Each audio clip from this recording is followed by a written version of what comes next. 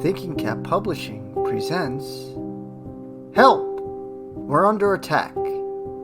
A story written and read to you by Dave Cap. Part 2. How could this have happened? How could this have happened?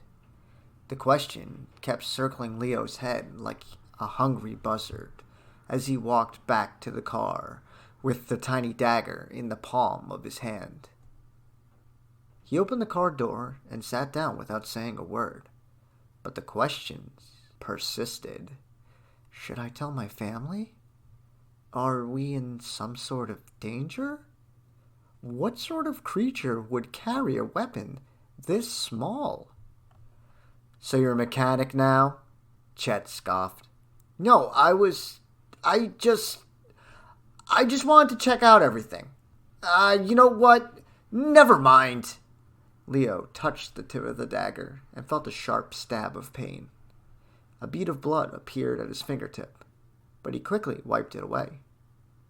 He knew his mother and brother wouldn't believe him, but still decided to show them what he had found. This was stuck in our tire, Leo said, holding out the dagger. With a mocking laugh, Chet snatched it from Leo's hand. Ha! What is this? Some sort of accessory from one of your action figures? No! And I found a tiny hat, too. Now isn't the time for games, Leo, Mrs. Reynolds said as she unfolded a map that was the size of the windshield. I knew they wouldn't believe me, Leo thought. I think we hit a little person or something. Just hearing the words come from his mouth made Leo realize how ridiculous he sounded. That's nice, Leo, his mother said, her eyes glued to the map. Oh yeah, real nice, Leo thought. Thanks, Mom. Okay, there's a gas station about a mile away. Mrs. Reynolds pointed at the map. Chet followed her finger. When was the last time this thing was updated? 1986? But we're lucky we stopped where we did, she continued, ignoring Chet's snarky remark. There's a trail through the woods that leads right to the gas station. Chet, take your brother and tell the attendant that we need a tow. If there's not a mechanic there, I'm sure they'll at least know someone who can help us. She began to fold up the map. I'll stay behind and try to flag down any passing cars. But Mom, there's something going on here. We all need to stay in the car, Leo demanded. Oh, sure. We'll just start a new life in our car. Great idea, Leo, Chet said, his face turning more red with each word he spoke. Chet, don't go! Leo cried as he watched his brother stuff the tiny dagger into his pocket before exiting the car. Seriously! Leo followed his brother. We're in danger! Stop whining, you baby, Chet answered as he stepped off the road and into the forest. The woods were dotted with patches of snow that had been left behind from the white blanket which had covered the state of New Jersey for the past 3 months. Back home, spring had already colored everything green. But here winter still seemed to linger, picking at the earth's bones. Leo reached into his pocket and ran his fingers over the tiny hat that he had found earlier.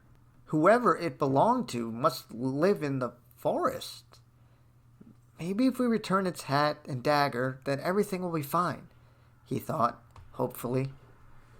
Hey, you coming or what? Chet yelled as he balled up a snowball that was mostly dirt and twigs and launched it towards Leo.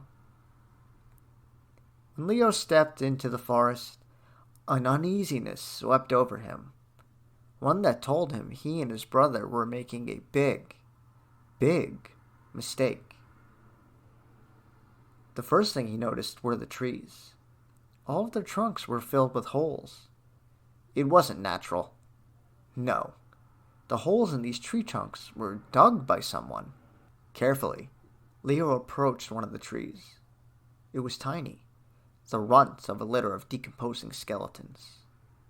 After a deep breath, he gathered up enough courage to look into one of its many holes, and he saw absolutely nothing. "What are you looking at?" Chet asked. Trying to shake the fear away, Leo took a moment to gather his thoughts. But before he could respond to his brother, Chet sliced the words from his tongue. "Oh, wait. Actually, I don't care."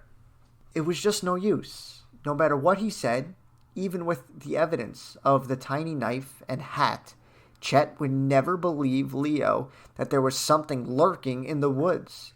Something that was angry at them. The twisted labyrinth of skinny bare trees squeezed the two brothers tighter and tighter until they had no choice but to walk single file towards the gas station. Leo kept hearing tiny scurrying sounds all around him, which sent a rush of goosebumps to cover his entire body.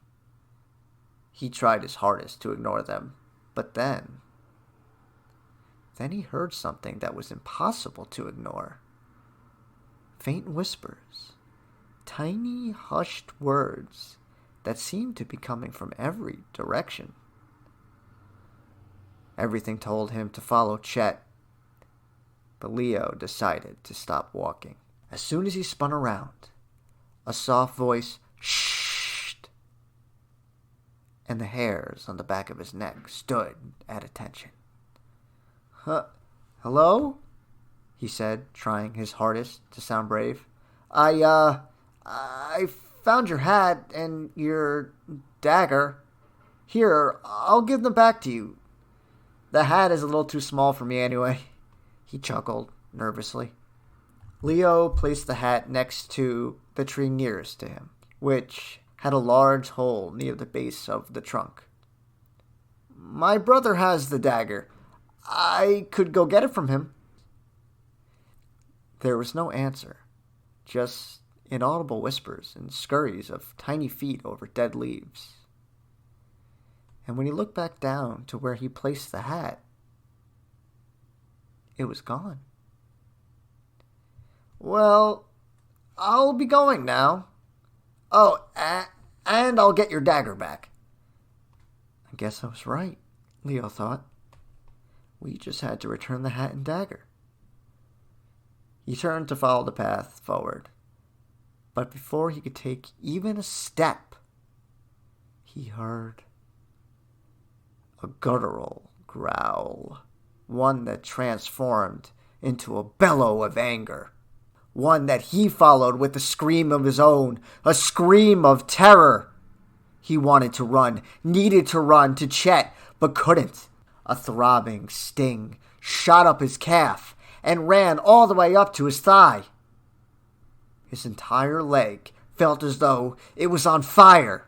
Reaching for the source of his pain, his entire body froze. The bottom of his jeans were changing from denim blue to a dark, murky red. And in the center of the spreading pool of blood, lodged deep in his flesh, was a familiar sight. The hilt of a dagger. This one was much larger, though. Much larger and much sharper. As Leo grew cold, he let out one last yell to his brother and fell face first to the ground.